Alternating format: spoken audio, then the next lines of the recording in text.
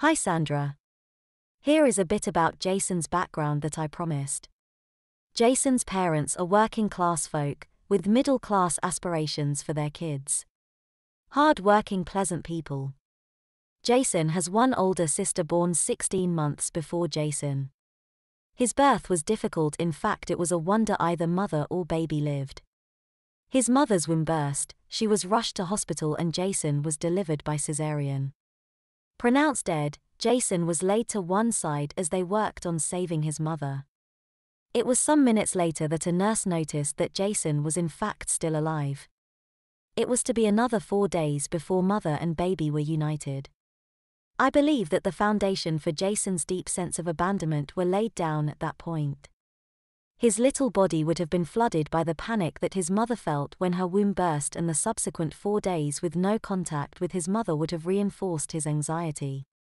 For Jason's mother, her subsequent physical and mental health issues meant that Jason would continue to experience through most of his young childhood times where his mother was inaccessible to him either physically or emotionally. A pattern was established of great emotional closeness followed by separation, a pattern that left Jason desperate to please her and deeply afraid that he would lose her again. He loved her deeply but was afraid of her too. Her physical discipline of him could at times be unexpected and extreme. For example, a sudden smack under the chin with her open hand if she caught him with his mouth open that would leave his tongue bleeding.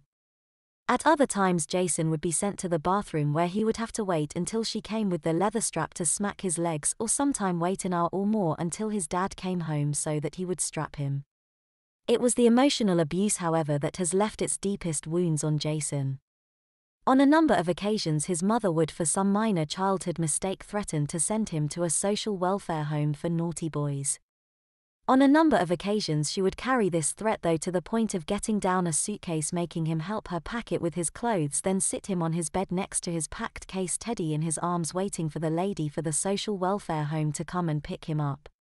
He would be sobbing and begging not to be sent away, promising her that he would be a good boy for mummy.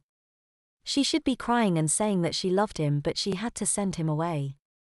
Always at the last moment he was given a second chance. From the age of 3 to 5 these scenarios were played out on several occasions and he was terrified by them. Jason has told me that the big lesson he carried with him from those experiences was that even if your mummy loved you, and he never doubted that she did, she could still abandon him. He has never felt completely safe with his mother but has never stopped loving her, and amazingly, never blames her. By the age of 6, he had developed an anxiety-based speech impediment. In a world that seemed overwhelming and confusing, he intuitively came up with the idea that if he could once more be just a little baby, loved and cared for with no expectations on him other than just to be, he could then achieve the emotional safety he so needed. The longing that formed that idea and the idea itself has never left him. His parents sent him to speech therapy and by the age of 11 he had conquered that disability, but not the longing to return to a mother's arms as a baby. As he grew into adolescence, his mother was no longer the object of his longings, part of him was separating from her, but subconsciously he was looking for the loving gaze of a mother in every girl he met. His schooling was hugely disrupted by the numerous shifts of his family, 6 schools by the time he was 12, but he emerged at age of 22 a university graduate, but with a great emotional hole in his life that he did not know how to heal and over which he felt deep shame. He continued to seek relief by wearing nappies and retreating into an imaginary world of maternal nurturing, where he would imagine himself to be a 2-year-old toddler cared for by a kind and nurturing mummy. I met him, as you know, while we were both at university, he doing post-graduate studies.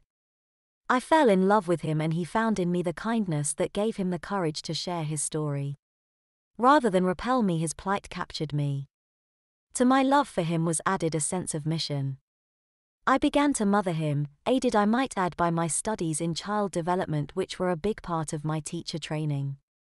Those studies provided me with much of the intellectual tools to understand this man who was in some deep ways emotionally stuck in toddlerhood. In the last 7 years I have brought to his life deep joy, even ecstasy, and a measure of peace and security that was not there before. I feel good about that, but I now know that I will never fundamentally be able to change him.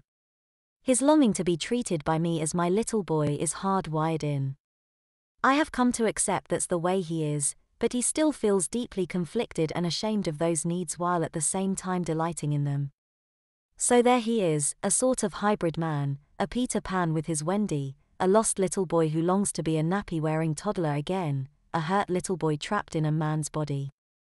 At the same time, he does not want to completely give up his adult life. He enjoys his adult friends and does well in his work. The mindset of returning to the nursery where he is cared for by a strong and protective mummy who will change him, nurse him, praise him, train him, discipline him and play with him is however an enduring desire, and one he lives with every day.